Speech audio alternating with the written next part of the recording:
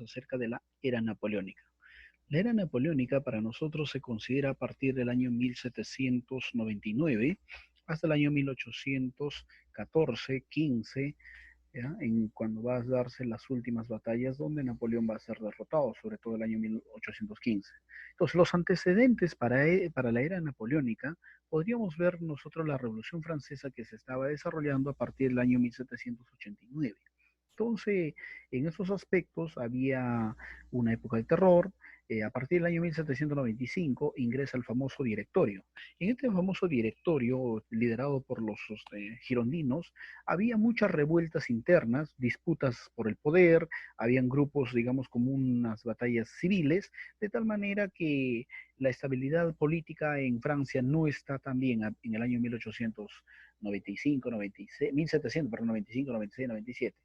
En ese sentido, había un país llamado Austria, ¿no? El imperio austriaco, que en ese entonces trataba de intervenir en las políticas internas de Francia para restablecer la monarquía.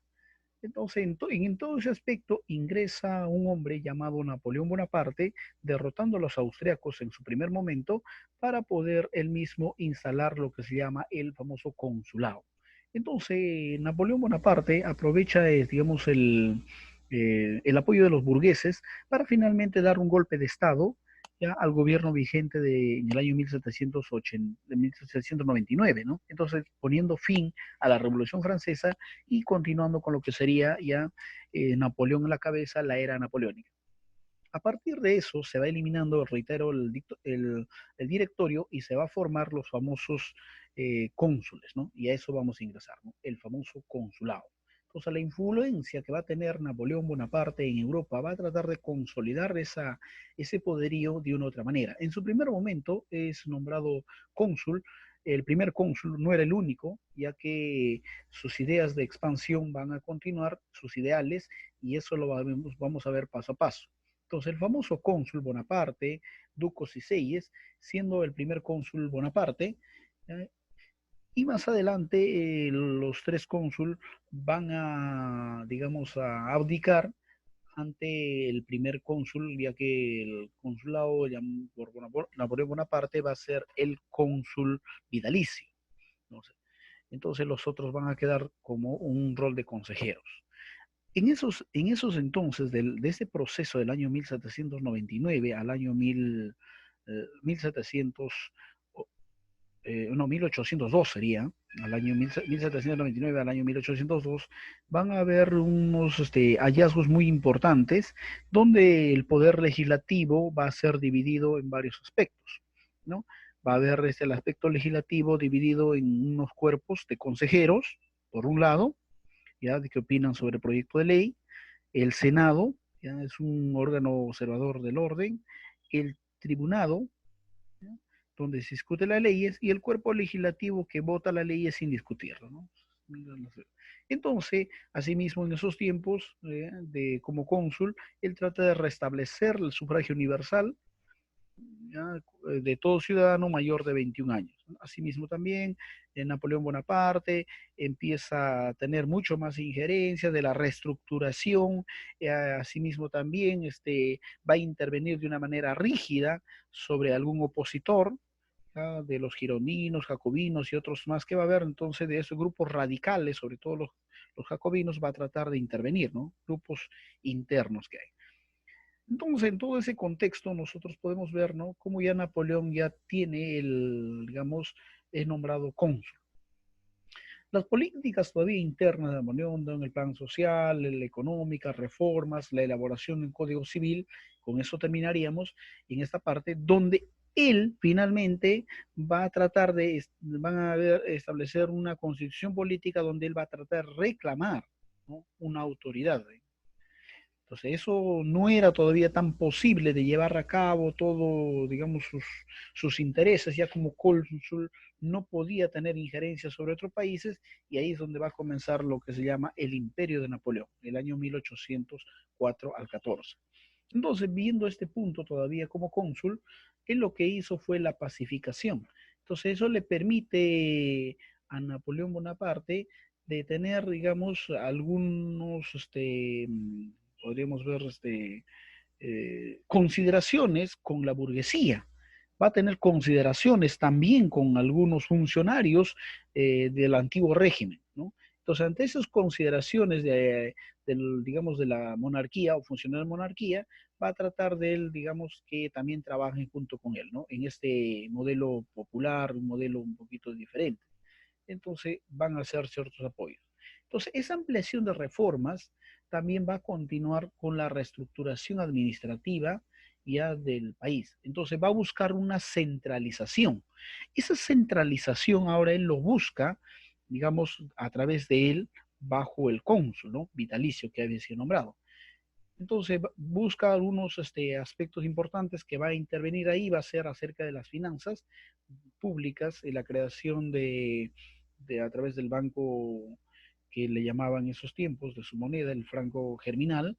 Otro de los puntos que va a ser, digamos, la educación, ¿ya? Va a fomentar la educación a través de los liceos, y asimismo va yéndose, digamos, el aspecto de Napoleón para tener, digamos, mayor dominio. Otro de los puntos importantes que se consideraba para esos tiempos era tener la aprobación de la iglesia, ¿no? Ya que la iglesia tiene bastante todavía injerencia sobre los países. Entonces, Napoleón Bonaparte lo que hace es firmar un concordato, o sea, tratar de tener los acuerdos con el Papa Pío VII de esos tiempos, y finalmente para que él logra tener esa tolerancia religiosa, o sea, va a aceptar a la iglesia, no hay rechazo sobre el catolicismo, ¿no? Entonces eso le conlleva a él también tener apoyo, o digamos, ya no tiene un enemigo en todo caso, ¿no? Que la iglesia tenía, digamos, bastante aporte para su tiempo. Uno de los puntos que decíamos, y termina esa parte de los consulados, es cuando en este proyecto Napoleón trata de consolidar, digamos, su poderío, ¿no? Y en este poderío él lo que hace internamente es el derecho a la igualdad, derecho a la propiedad, derecho, digamos, a la libertad individual, al sufragio, y así también como el reglamento del matrimonio, ¿ya? Eh, y esto va a ir acompañado también de las represiones, ¿no? Algún grupo se levantaba, obviamente sufría directamente la represión de Napoleón, ¿ya? Y eso ya le iba consolidando como emperador. A partir de ahí ya se va dando lo que es el imperio de Napoleón. Este imperio de Napoleón ya se va dando cuando él va, digamos, a fortalecer su dominio, ya ante derrotas va a derrotar a los austriacos, a los prusianos. Entonces va extendiendo mucho más su territorio, va fortaleciéndose más. Y eso va a ser acompañado cuando él vende un territorio, digamos, importante, gigantesco, a los Estados Unidos. Ese territorio del Luisiana, ¿no? Se llamaba ese lugar importante lo que estaba. Entonces logra vender, entonces tiene bastantes fondos que va a tener. ¿Por qué se dice que le carecía tal vez de dinero para esos entonces? 50 años aproximadamente atrás, antes de este imperio napoleónico, en el año 1756 aproximadamente, él va a tener una batalla con los ingleses. En esa batalla con los ingleses salen ganadores, victoriosos, y aún así tienen crisis, ¿ya? Entonces, mucho más crisis tendrían los franceses, ya que ellos han sido, digamos, la parte del país del imperio derrotado. Aun cuando tuvieran esa derrota, aun cuando tuvieran esa crisis, ellos apoyaron unos años más adelante a lo que va a ser la independencia de las 13 colonias, ¿no? Aquí en América. Entonces, se ve que el pueblo está muriéndose bastante de hambre, ya tienen bastante crisis, ¿ya? Tanto así que el pueblo, digamos, había subido lo que es el pan, tantas cosas, y mientras que los reyes están dándose esa gran vida, ¿no? Eso, digamos, eso era el contexto que se había dado a la Revolución Francesa, es el contexto de la Ilustración, el contexto de hablar de la independencia de las 13 colonias. Pero aquí vemos un dato importante que se está viendo. Ya Napoleón por lo menos está tratando de tener un poderío. En este poderío va a quitar, ¿ya?, lo que va a ser los impuestos abusivos del feudalismo. Asimismo, también hay implantación de algunas otras instituciones, y va a ser la redacción de la Constitución, ¿no? Una Constitución mucho más pegada para su tiempo, mucho más, digamos, beneficioso para Napoleón Bonaparte. Entonces, a partir de ahí es consagrado el emperador Napoleón. ¿no? Digamos, el imperio napoleónico. Este imperio napoleónico va a tener algunos aportes importantes, y lo vamos a ver dentro de estos momentos. ¿Ya? Estos aportes importantes lo va a dar cuando va a tener algunas victorias, ¿no? Las coaliciones, que también es considerado, ¿no? Entonces, las guerras napoleónicas. Estas guerras napoleónicas vamos a ir viendo en el aspecto militar, diplomático, donde Napoleón tuvo que enfrentarse a varios, digamos, imperios que había en ese entonces. Entonces, una de las victorias que le va a ir consolidando y le hace ver, digamos, mucho más fuerte a Napoleón, va a ser las victorias del año 1805 sobre los prusianos y sobre los austriacos. Entonces, al vencer por lo menos a los austriacos y prusianos, entonces se va consolidando su batalla, ¿no? ¿Ya? El combate de Trafalgar, esa batalla va a hacer que sea, dicho de otra manera, un poderío ya de Napoleón, ya creando su guardia civil, ya, entonces va a tener algunas otras campañas más que van a ir desarrollándose. Entonces, se considera 10 años de campaña, del año 1804, 5 hasta el 14, un promedio de 10, donde van a poner, digamos, ¿no? A, digamos, en avance algunos barcos a vapor, algunos puntos importantes ya se van poniendo en marcha, ¿no? Ya se van aquí ya tomando, digamos, esta armada francesa. Entonces, esta armada francesa va a continuar más adelante con su enemigo directo y archirrival, que era en esos entonces Inglaterra. Como le decía anterior, en minutos anterior, decía que el enemigo directo había sido los ingleses 50 años anterior. Entonces, Napoleón, ante esa rivalidad y ante verle y el ver todavía que es un enemigo directo, todavía por entonces, por el poderío ya que tiene Inglaterra en ese entonces Napoleón se ve obligado en cierta manera a hacerle un bloqueo a Inglaterra. Y asimismo también por el mismo poderío que Napoleón debería tener, ¿no? El control de Europa. Entonces, él trata de ver que ningún buque inglés podía entrar a ningún puerto, ya que era uno de los medios de las, digamos, expansión económica de los ingleses, ¿no? Buscar todos los puertos, el dominio marítimo. Entonces Napoleón le empieza a bloquear. Ante ese bloqueo, dice la historia, que hay un país que va a incumplir ese bloqueo que va a implantar Napoleón. Y estoy hablando directamente en este caso de los portugueses. Los portugueses, al incumplir esto, se ven, Napoleón ve obligado para que pueda invadir. Él siente que hay un país que no está, digamos, a favor de sus intereses. Entonces Napoleón va a buscar invadir Portugal.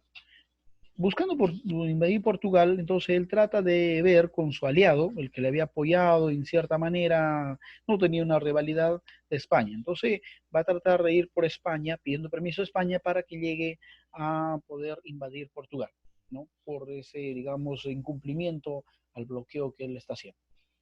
Entonces, ante estas negativas, inicialmente hubo, digamos, una buena iniciativa, ¿no? De darle permiso para que vaya, después hay unas ciertas negativas. Finalmente, Napoleón, ante ciertas negativas que él considera, termina invadiendo España. O sea, lo que inicialmente era invadir solamente Portugal porque incumple del bloqueo continental que había realizado a Inglaterra, ya que ningún buque podía llegar a ningún puerto, el que le había abierto las puertas había sido Portugal. Entonces, en ese intento de pasar a Portugal, termina inicialmente yendo por España y termina invadiendo España y termina invadiendo Portugal.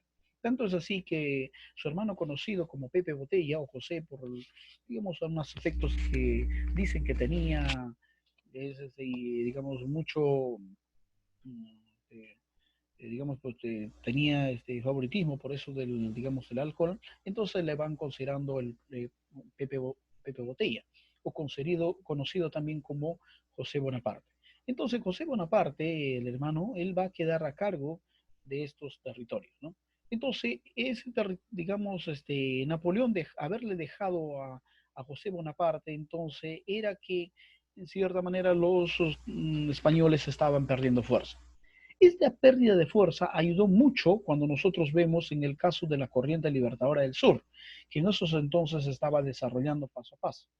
¿Por qué? Porque a partir del año 1814, 15 en adelante, se va a considerar unas grandes campañas recuperar o para que España pierda sus dominios, o en todo caso las colonias, colonias españolas aquí en América busquen su independencia.